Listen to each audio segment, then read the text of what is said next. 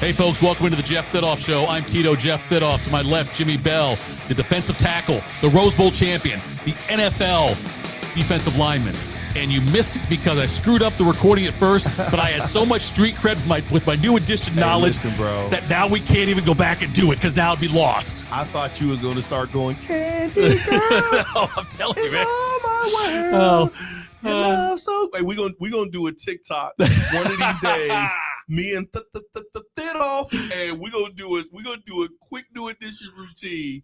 And listen, he gonna blow you guys away. His street cred is coming, baby. There's nothing more you want than new edition street cred right now in this day and age. It is it's better than Pac cred. It's better than Biggie cred. Hey, new edition cred is where it's at. Hey, they came back, bro. They doing that tour, bro. They doing their thing. It really is super dope. You know, we're a sports show, but we're talking about R&B, and entertainment. I love music.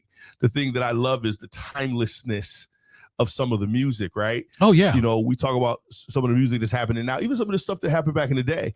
It was dope for that time, and we reminisce. But there's some of this stuff, man, that's so timeless. Yeah.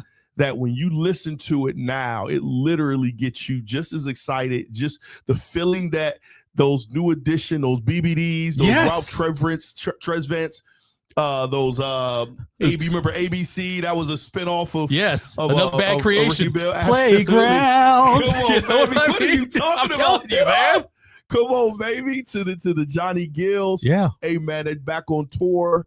It's crazy. And Bobby Brown, I can't forget Bobby and Whitney. Oh yeah. That's and I know it's not exactly a new edition reference, but I still don't know which one was Mac Daddy or Daddy Mac and Criss Cross. It made you jump, and Inside Out was wiggity whack. But I'm not sure which one is that. That's So Def is Jermaine Dupri. Yes. You know what I'm saying? He said he creates more hits and hit makers and stars than anybody.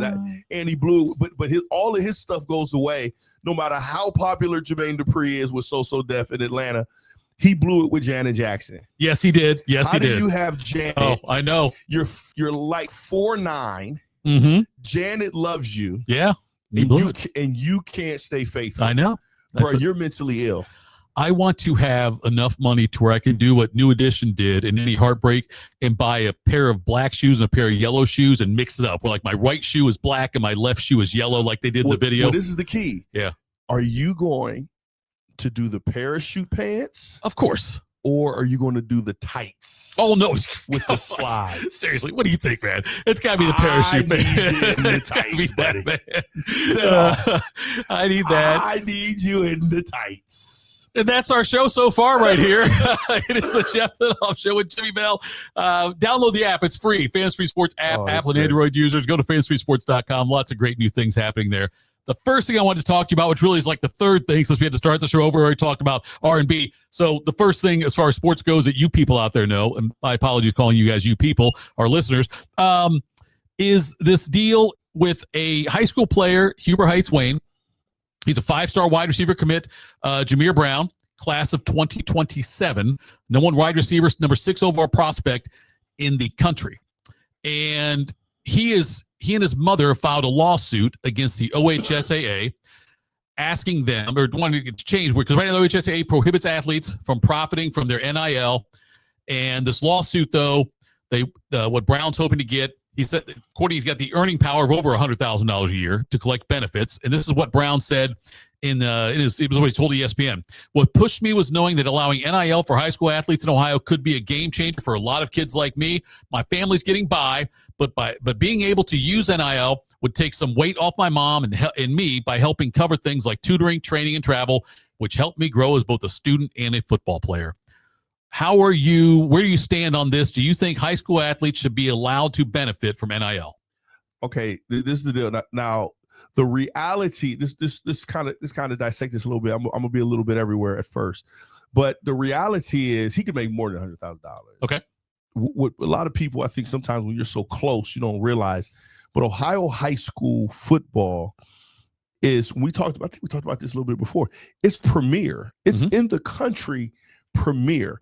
We're top 2 to 3, and if we are 3, that's because the others there's maybe a state or two that's just so ginormous, right? Texas is ginormous, Cali is ginormous, but when you talk about the success of the individual football and the power, the complete football player comes out of Ohio, bro. Okay. Every position, athletes out of Florida, passion out of Texas, quarterbacks, sure, right, out of Cali. But if you want to talk about a complete football player, it's all come out of Ohio. Football comes through Ohio. A lot of people, they just have to understand that. So if there was some type of NIL deal in place for high school, oh man, it's easy. It's easy. Now, people have to understand what NIL really is. Now, let's get this out of you got to get the schools out of your mind when it comes to NIL. The schools have zero to do with NIL. Okay. Ohio State ain't giving a dime to no one. And I said ain't. Penn State ain't giving a dime to no one. Regarding NIL, yes. Regarding NIL, yep. Not a damn dime. People, right. I'd be like, Penn State has to pick it up with NIL. I'm like, y'all are stupid, bro. They shouldn't even be able to say that because it gives them a competitive advantage that NIL is actually, it shouldn't be heralded that way, right? Right. Your boosters are giving the money. Sure. Your fan base is giving the money. And that's actually not even how it's supposed to be. What's supposed to happen is that number one recruit in 2027 has the cachet where he can pick, and I'm just talking. Sure. If he wants to make $100,000, bro, all you got to do is get 10 businesses to allow you to market their business for $1,000 a month. You got your value is $100,000. That's what NIL is actually supposed to do. So in Ohio, I think that's easy because we have top recruits every year. And not only that, we have top areas. Sure. These towns. Yeah. Where even if you're not a top recruit, if you're a top player, the whole town rallies behind you and they support you. What's the down? Like I'm trying to figure out the down. Like Chris Henry Jr., who we know is coming in 2026. Sick prospect. He was at Cincinnati Withrow High School, and then he transferred out to California where he can benefit from NIL. It's like because he went to California, I'm not saying as soon as he went out there, he went to Mater D out there, that football powerhouse out there. But he can benefit from NIL. It says in this article I saw on them Warriors, he did an Adidas ad with an LSU commit, Tristan Keys. So Chris Henry Jr. leaves Ohio. I'm not saying it's just for NIL, but it certainly would be an enticement. If you can go somewhere else like that and get NIL, it makes a lot of sense. And I'm trying to figure out what's the bigger issue.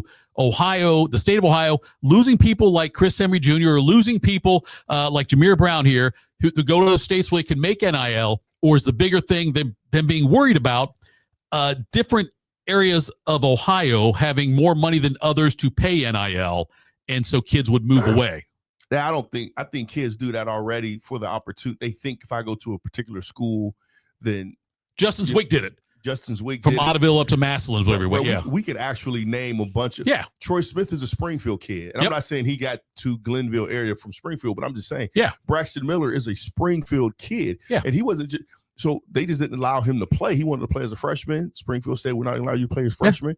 He ends up going to Wayne, but that's everywhere, bro. So that happens, and I think it's silly because the way we recruit nowadays, it doesn't matter what team you play for anymore, but it happens all day. I don't think there's any downfall to it. I'm a rules dude, right? If it's the rules, the rule, the rules, the rule. If you want to go NIL, go to a state, but you're flipping the coin. And what does it matter? You know what I'm saying? Right. At the high school level, what does it matter? Now, if they end up flipping the rule and you're able to make money, for your family, everything is talking about that, then that's cool. I don't have a problem with it. Their argument isn't going to be enough for them to change that, bro. Just you want to eat Fruit of the Looms. I mean, Fruit of the Looms. You want to eat fruit. You did grow up. You want to eat no draws. If you want to eat Fruit Loops and not the General Mills cereal, then that's not going to. You know what I'm saying? That's not going to be enough to move Ohio. And we've a lot of stuff has come through Ohio to make adjustments and changes, and Ohio doesn't make a whole lot of changes, and the one they do don't make sense anyway. So.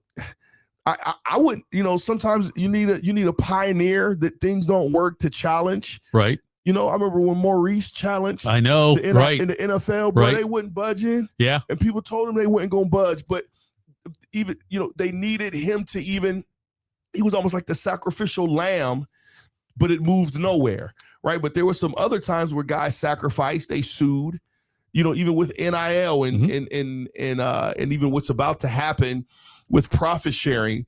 That had, that started with the O'Bannons, in my opinion. Oh, sure, the O'Bannon case, with the game thing, and then the Northwestern homies start doing some things and try to unionize, and I think it's all kind of like a snowball. I just don't see the reason for it, bro. You're a high school dude, bro. You live with what you got. Now, this is the deal. I don't have a problem if it changes. I'm that guy. Right. There is no downfall to me to it. There's no downfall to NIL. People put all these downfalls to NIL, and I said, man, that's humanity. Yeah. Let's talk about all the great things that come from NIL when it comes to an individual, right? And I'm talking college. Yeah. So high school would probably be very similar.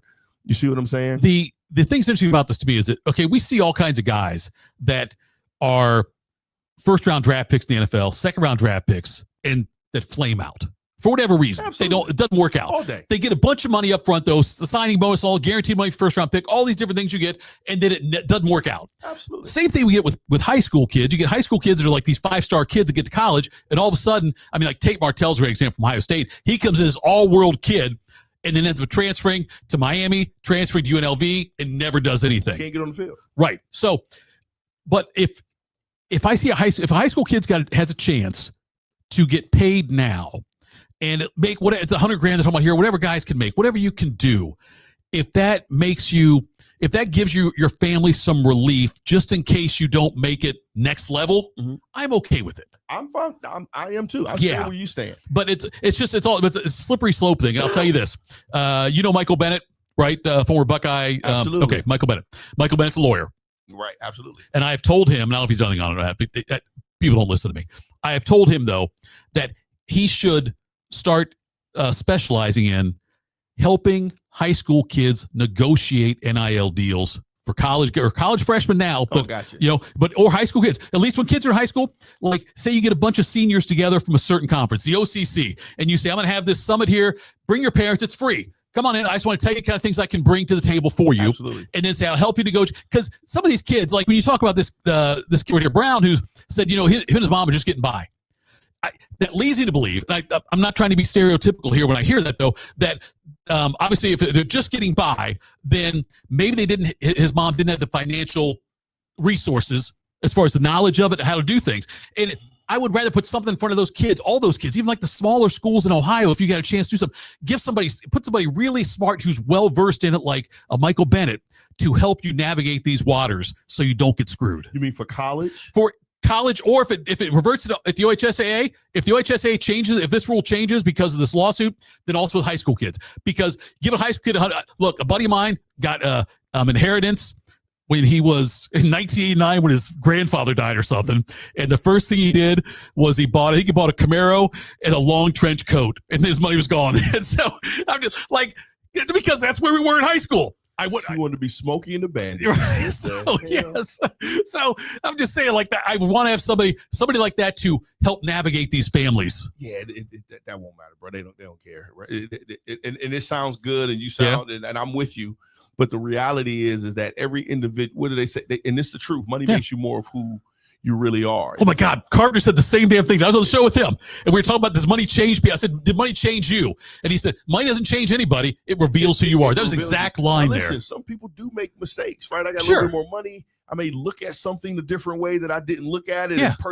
I get it, but the core. So if you're a bad individual with bad spending habits and from a bad thought process. That's what you're going to do. Bro, they have rookie symposium every year, bro. I know. Yeah. Right. And they say the same thing. And guess what happens? Yeah. The fellas just going to do what they do. Right. They're going to do what they do. You feel what I'm saying? So I'm not saying don't do the education because of that. But what I am saying is it can't be a save the world endeavor because it's not. You know what I'm saying? Right. The folks just going to have good intentions. And I'm not saying they're not going to make mistakes, right? But they're generally going to do some dope things with those intentions. And that's just so we're watching. Me and Doug was at Gallup Park. We do a podcast an hour before every game. Doug Worthington, former defensive lineman, and he says, he's whispering under his breath, but he's talking to me. He says, man, Jeremiah Smith has about a certain amount of money on his wrist. And I'm like, what the hell is he talking about? Right, yeah. And I'm thinking he's talking about maybe a watch or a chain. You know, these kids is goofy. Well, I guess there's a certain designer brand. Okay. It's meaningful that all the kids mean something to. And he says, Jim, bro, put it in perspective. If he has a pair of jeans, they're probably worth $3,000. I said, that's dumb as shit, bro. I just said, I'm a deal guy. I'm about to go buy some 60% off $20 pants from they're selling Marshalls. I'll buy from Old Navy when I get home. Free delivery over $100. You know what I'm saying? Yeah. Like, bro, I'm waiting for the sale. And but if that's his space, you know, some of these kids are into what things look like in the designer. Right. I play with dudes that got $1 million checks every other week, and they pulled up in Toyota Corollas, homie. Right. You see what I'm saying? Yeah. Some dudes rolled up in the same pickup trucks that they had for school. Sure. You feel me? But some dudes, like I played with Cedric Jones from Oklahoma, who was the #1 draft pick. And I remember him buying this brand new Ferrari back in the day. And everybody in the defensive line, from Keith Hamilton to Michael Strahan, clowned the heck out of him, so much so that he went back and he bought it, which was probably back then a $90,000 car, and took it back and got a big body Benz instead, right? Just because everybody clowned him. He was a country boy. Yes. But it was all perception, and I got the money and I can do it. But some people don't flow like that. Some people do. You know what I'm saying? Right. So, you know, I still think NIL is a good thing. I'm an NIL proponent. For high school, it is what it is. I don't think that their argument is going to be that compelling, or how high school do what the heck they want to do, how they want to do it. Jimmie Bell made a lot of good points there, but the thing I took away from it, I thought was a pretty good flex by him to mention another podcast he does right in front of me, the one he does with Dougie Doug, and then he brings it up. I'm not going to let it slide. I'm glad you do it, but to bring it up right in front of my face, I think was wrong. Your inspiration, baby. You know what I'm saying? Okay. What we're going to do here now, take a quick look. We're going to go to this interview with Kevin McGuff. It was recorded earlier. We'll come right back, finish things up. Me and Jimmie Bell, Jeff Thitoff Show, right here on FanStream Sports.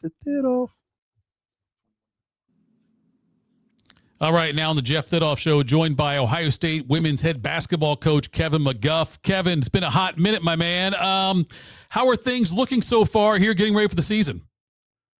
So far, so good. Now, we've got a bit of a different team. And Kevin, you do every year. Every year we talk about this, and every year it's like, the team it's a different team. Every single year it's like there's some changes that happen. I mean, the core is kind of the same, but like there's always a couple of things that get mixed in there. Yeah, and I think more the nature of just college athletics in general these days. But you got to kind of recreate the team every year, and you've always had to do that, but you really have to do it nowadays. But you know, we lost some really talented, but probably more importantly, some really athletic players, and we've been one of the more athletic teams in this league, certainly in the country. But losing Asia Petty, Taylor Theory, Cody McMahon, 3 phenomenal athletes, all good players as well. Our team's going to look a little different. And so I think that we're a little bit more skilled on the perimeter. In theory, in our best nights, we're going to shoot the ball better than we have in recent years. At least that was the plan and the way we put the team together. But the style will be the same. We aspire to be one of the fastest teams up and down the court on the offensive end. We'll press defensively and do a lot of the same things. So we'll look the same. We're just going to have some different faces, and maybe just our success will come in a little bit different ways. Yeah, you lost a lot of scoring, and you lost a lot of leadership there. I know Cody's the one who took off. I know who had the who left for Mississippi State, and she certainly played a big role on your teams in the last couple of years. How do you replace that? Yeah, I think that's going to be one of the biggest things in terms of replacing leadership in general. And you know, we're hopeful that Chance Gray, now in her second year, but her 4th year of college, can provide some great leadership, and she's done that over the summer and into the fall now. I'm also hopeful that Jelani Cambridge will take a big jump from her freshman year to her sophomore year in a couple ways, probably most importantly as a leader. She's got a great basketball IQ. She's going to have the ball in her hands a lot. She's going to play a lot of minutes. So we just need her to step up and be a little bit more vocal than she's been in the past, and she's done that so far. So when you look at this team, and you've got to promise me you're playing the same style you always play, your 40 minutes of hell, your Arkansas defense with Nolan Richardson, where you press the whole game. Tell me you're going to keep doing that. We're going to keep doing that. You know, it's like I said, we've got enough people and who understand what we do. And like I said, we're not quite as athletic, but I think we can improve our execution over the last couple of years within the press. But we're going to continue to press and continue to try to make it tough on other teams to get the ball up the court. I know a couple of years ago when we talked after the season ended, like one of the things you wanted to focus on was a little more length and a little better shooting. And is that the same thing that stumbled you guys, that helped make you guys stumble last year? Was it the same thing? And then are you keeping an eye on that for this year? Yeah, I mean, I think in the last couple of years when we didn't win games, usually 3-point shooting or their lack of was a big part of it. And so we tried to address that with our incoming freshmen. We've got 2 freshmen coming in, Bryn Martin from Springboro High School here in Ohio, who's a great 3-point shooter. Dasha Beryak, who's from Ukraine originally, can also really shoot it and score the ball in general. And then out of the transfer portal, we've got Tiana Todd, who spent her first 3 years at Boston College and shot 45% from the 3 last year in ACC play. And then Kylie Kitts, who comes over from Florida, who can also shoot it. So we've specifically targeted shooting in the offseason to try to improve in that area, because not only is it the obvious of making more threes, but the ability to make threes also gives you way better spacing on the floor. And so that's something that we've tried to address, and I think we have. Yeah, I'd say it's kind of weird to think about that, but yeah, having good 3-point shooters probably helps your length, right? Yeah, and the spacing is the big thing. And I think when you have a point guard like Jelani, who's so good up and down the court and so fast with the ball in her hands, the more space you can give her to play in, the more she's going to generate shots for herself. But more importantly, the more it's going to give her a chance to make everybody around her better. Not to put words in your mouth about Jelani, but I would assume that at the end of last season, you sat down with her or you and the coaching staff somehow and said, these are the things we want you to work on for next year. And I'm curious what those things were and how has she done on that? Yeah, obviously she had a great freshman year, and you can see how fast she is with the ball and just her command of the basketball and just how quick she is. So a couple things, though. One is just her leadership and her just being a little more vocal than she was. I mean, she was only a freshman last year, and she had a lot of veteran players that she deferred to, and rightfully so. But I believe in her ability and in her basketball IQ and in her ability to have a really positive presence on this team. So I want her to step up from a leadership standpoint, even still as a young player, as a sophomore. The next thing would be just shooting the ball consistently from the 3-point line, because she drives the ball so effectively that people are going to make her score from the perimeter first. And so she put a big emphasis on that in the offseason. And hopefully that will pay dividends this year. From when you started coaching, I am sure that recruiting had a much higher percentage as far as what your focus was versus transfer portal, whereas now I got to believe that gap has narrowed a little bit. Is it a lot different now for you from day one when you started coaching? It is. I mean, the transfers were far and few between when I first started coaching, and now it's a big part of roster building for anybody. And I still hopeful that the core of our team will come from high school kids who come and stay 3 and 4 and 5 years, whatever it is. And we've been most successful with people like that. That's the Taylor Theories and the J.C. Sheldons of the world.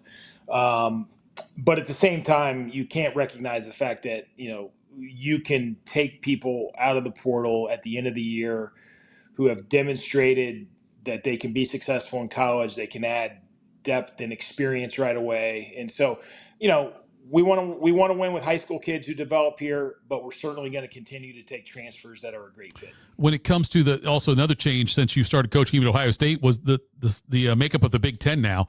I got to believe it's a lot tougher now in this conference with some of the teams that's been added in the last couple of years.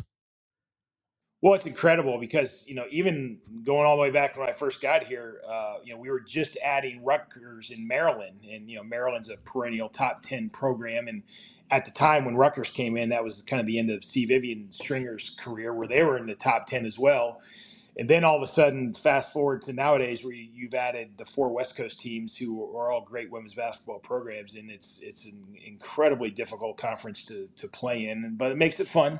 But there's just the depth of talent with the players in this conference. The coaching is excellent, so it's a really challenging conference to be a part of, but that's what makes it fun. I mean, you come to Ohio State to compete against the best, and we're certainly getting that opportunity. Something different about this season is you guys did not, you're in the top 25 preseason poll. I'm sure you saw that, noticed that. It's been a while, it feels like. I don't know how many years it's been, but it's been a while since you guys have been outside that when the preseason starts. Do you use that as motivation, or does it matter to you?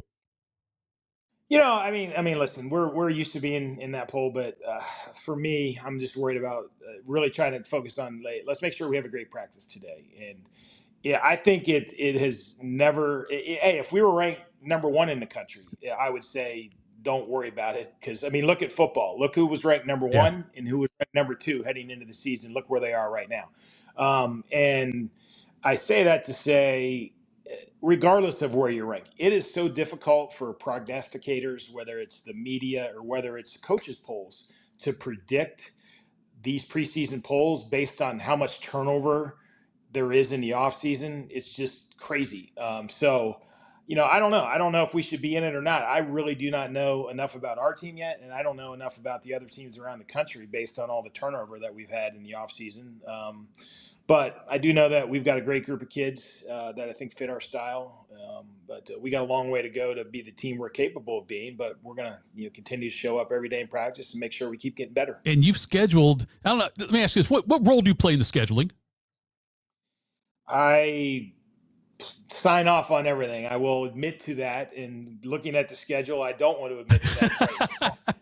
But I will. I will own that, that they don't schedule a game without me saying yay or nay.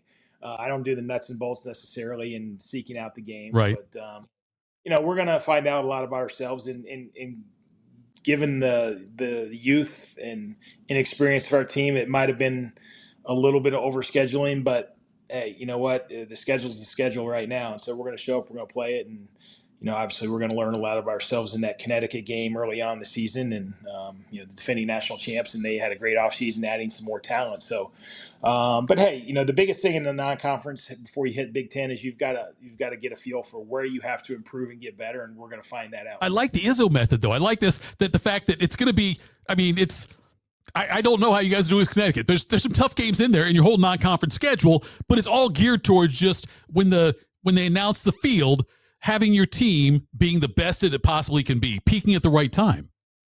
That's it. I mean, that's it. We want to, I think it's funny you say that, because I think in recent years we've had some years. I can remember last time we went to the Elite Eight a few years back.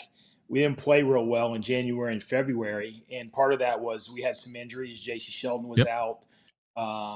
And it really kind of impacted our team. And then we kind of got healthy and played really well down the stretch at the right time, and ended up in the Elite Eight. We also went a couple years ago where we didn't lose a game in January or February, and we were playing absolutely as well as probably anyone in the country, and then didn't play so well in March. And so our goal certainly is to play our best at the end, and I'm hopeful that the difficult schedule in the beginning will, at least, amplify where we have to get better and improve, and then we can kind of be on that path towards being at our best at the end. That Connecticut game, and I know it's a non-conference regular season game, but I gotta believe for you personally, for the team, if you can compete and beat a team like Connecticut, that would do wonders for this team's confidence and recruiting, I would think. Yeah, for sure. I mean, we want to measure ourselves against the best, like I said earlier, and that's going to give us a chance to do that. And I think regardless of what happens in that game, we're going to get some information. We're going to have to take that information and move forward. And then, hopefully we play well and gain a lot of confidence. And if we don't play well, at least it'll give us an idea of where we are. So one way or another, we're going to get good information that we can move forward with. And you think that this year the depth is there for you to, like, I know that's something that I've always admired about what you do, is that every year it seems like your team goes pretty deep. At least lately it has to be, where it seems like you can put in the 9th, 10th, 11th player and all that, and they can still execute your offense and defense at a pretty high level. Is that something that you've always strived for, or when did you start doing that or pick up on that? Yeah, it's something that we've always strived for, especially when we've gone to like a more up tempo and pressing style. The depth is really important, and I think we can do that this year. Although I would tell you we're a little bit thinner than we have been, and so I'm cautiously optimistic. Hopefully, we can stay healthy. I think that can be a big part of it. And I also tell you, in the era of rev share and NIL, it is certainly harder to build deeper teams, because your 9, 10, 11, 12 players are going to get certain financial opportunities at other schools that they otherwise might not have gone to, but they are going to in this day and age. What are some of the things other than, because I know you don't want just players who are here for NIL. You don't want somebody who's coming here just for the money. You don't want any of that. But what other things do you usually sell recruits on as far as why to come to Ohio State? Well, certainly the university. This is a special place. It's one of the most recognizable brands in all of college basketball. We recruit internationally. It's a school that's known throughout the world, quite frankly. I just literally got off a Zoom with a young lady in Italy here about a half hour ago. Wow. So, and I talked about that. I talked about the school and the strength of the academics and the fact that you're coming to a place, if you come here, that is literally known throughout the world. And so, we've got a lot to sell with that. The community at large here in Columbus, this is a great city that really supports women's athletics, and we've got a great fan base and a great place to play in the shot. And so those are all great selling points. And I think within our program, we've got an incredible style of play. And I think that we've got a track record for helping young people develop and reach their potential. And you look at Taylor Theory, who wasn't the most highly recruited player coming out of high school, and she's in the WNBA playing. And JC Sheldon, same thing, is like, I saw her early on, thought she'd be an amazing fit for us, but we didn't have to beat the top 5 people in the country to get her. But I think people come here, they get better, they develop. I've got an excellent staff with people who have, WNBA experience, and, Katie Smith spent her whole life there. And so we can afford some experiences to kids that I don't think they can get other places. And so I think, and then we have a history of winning. And I think when you put that all together, before you get to the conversation of what the money is going to be like, the rev share, the NIL opportunities, we've got a lot to sell here. And and I think we've been fortunate to get great kids because of it. I'll tell you right now, folks, if bang for your buck, go watch the women's basketball team. What I love about it is, yes, the tempo is a fun tempo to watch. But you can get up close on the action and see it, and it's a great product out there. I know they're not in the top 25 right now. They will be. We all know that. So Kevin won't say it, but I'll say it for him. They're going to be they will certainly be one of the top teams in the country this year. That was Kevin McGuff, the women's Ohio State women's basketball coach. Almost high school, I know. You demoted. I know. I love talking to Kevin McGuff, and I'm excited about the program this year. Ohio State's got Wisconsin this week, and I pulled this stat up, and I used it on my show earlier today, but in the last 4 games, Wisconsin's lost. They've lost by a combined score of 126-34. They've scored 34 points their last 4 games. Ohio State's outscored their last 4 opponents 137-34. In the last 4 games, Ohio State's given up 34. The Badgers have scored 34. The Badgers coming off that 37-0 loss to Iowa. And we know James Franklin is already out at Penn State. Because you're saying bye-bye. Yes. Bye-bye. James. I have to believe there's a short leash with Luke Fickell also. Oh, he ain't got no leash, homie. They just holding on. It's like euthanasia, bro. Once you put that needle in, you just got to wait for it to do what it do. Luke is out of here. I can't imagine. There's nothing that I could imagine except for Barry. Now, listen, Big Barry may be one of the most powerful singular athletic director dudes on earth. And I'm talking about Barry Alvarez. Right. Barry Alvarez, for people who don't know, he actually brought Wisconsin football, I can kind of say, back to prominence. Sure, you can, yeah. To be, we are talking about leather helmets. They used to be really good.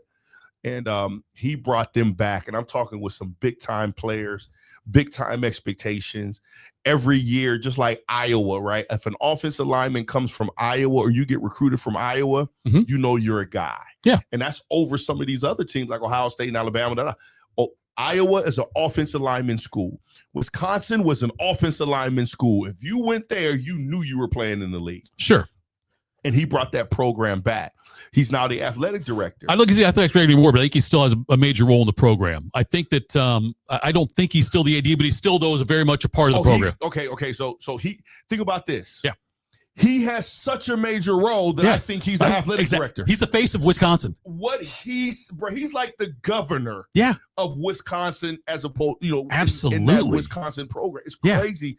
What he says goes, and he likes Luke. Right. He endorsed Luke. He gave him the extra money last year. Well, extension, I say extra money. I don't know if he gave extra money, but they gave him extension last year. He politicked for him. Yeah. He went on board. He's pushed his fist on the ground and talk about it takes time and all of this other stuff.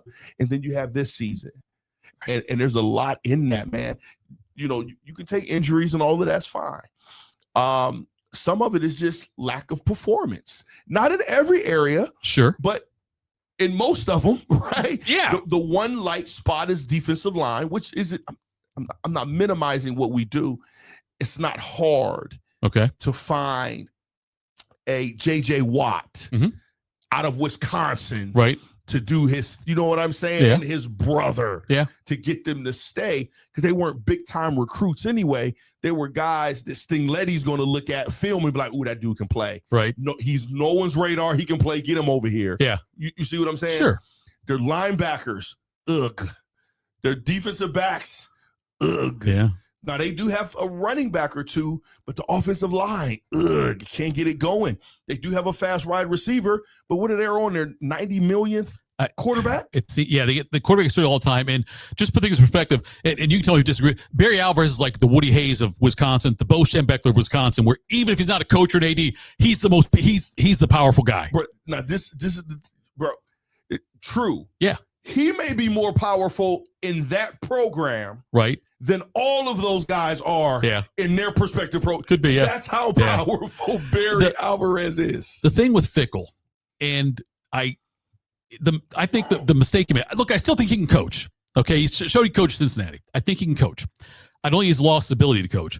But when he went to Wisconsin, he did the same thing that Rich Rod did at Michigan, where he's like, we're going to do this air raid kind of offense. You know, we're going to air it out. I brought in North Carolina's, I think, offensive coordinator, you know what I mean? And then said, we're going to change the offense a little bit. I think it was an SMU transfer, a gunslinger. That's not Wisconsin football. Bro, that's not what drives their boat. Right. Bro. And so when they struggle with that after like 1 year, they kind of tried to backtrack, but it's going to take more than 1 year then to get back to that. Because you're already recruiting. That's why when people say, well, Jimmy, how do you get 12 years out of Rich Rodriguez? Yeah. I say, bro, he immediately started to recruit his way, which was the Michigan way. Right. He was there for 6 years, right? 6 or 7 years, right? So that's 8 years.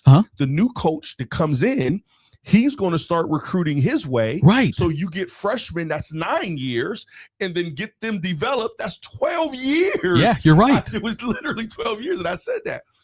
And I didn't know totally that about Luke. But to me, again, we talked about that with sometimes people not seeing themselves, and sometimes it's hard. Like for me, I'm a huge dude, and I don't realize how big I am to other people until I see myself in pictures. Right. Sometimes you don't realize that your scale of what's best for you and how you do things may not be best. Listen, bro, and this is just Jimmy, ain't no way in heck anyone with any level of intelligence is going to coach at Wisconsin and not think that they're very traditionally built one way. Right. And even when they did have guys who wide receivers and gunslingers, it was built around the running game. Lee Evans was a great college wide receiver. Chambers. Yes, Chris Chambers. Oh my God, Chris Chambers. Yes. When they brought in Russell Wilson. Yeah. And it's the same thing. It was around the running game. That's almost like the soul of who Wisconsin is. And I'm not saying you're not. I'm not saying I believe what you're saying, but I'm just saying, bro, if that's true, then someone made a major mistake. Sure. In the understanding of what it was going to be successful opening those doors, bro. Wisconsin and Iowa are a lot alike. Very similar. Iowa's had the same head coach, Kirk Ferentz, for a long time, and that's why that has not changed the culture. Now, granted, Iowa fans get pissed off because there's been some really great Iowa defenses that can't score, that have forced them to not have great seasons, just good seasons. But nonetheless, it's been consistent. Ferentz knows exactly who he wants to recruit. He gets the guys he wants, and he says, "This is the program. This is how we're going to do it." And Wisconsin had that kind of hiccup in there where, you know, when they get rid of Bielema and Bielema goes to Arkansas, Bielema comes back to Illinois and says, you know what, this is how you win Big Ten football. And he's doing great things in Illinois right now as well. But it's like, I think that was Fickell's, that was the downfall of Fickell because of that. He didn't get off the ground. It's almost like, being in one of these little, I don't know if you've ever been one of those prop planes Yeah. that can do tricks and stuff. Right. They only fly so high, Right. because they can only sustain so much weight. My homeboy has one down in the Marietta area, and and I've been in both of his planes. But when you get in that plane, brother, that joker ain't lifting me up. You know, we can't do the same stuff as when I got somebody else in that other seat. So he, Luke, if that's true, which I know is true, because you're telling me he didn't get off the ground, and I think that's weird because Luke can build a program. He played under Coach Trussell. Yeah. He was not played under Coach Trussell. He played under Coach Cooper. Yep. We're the same class in '92 together. He coached and he learned and was chiseled out of Coach Trussell.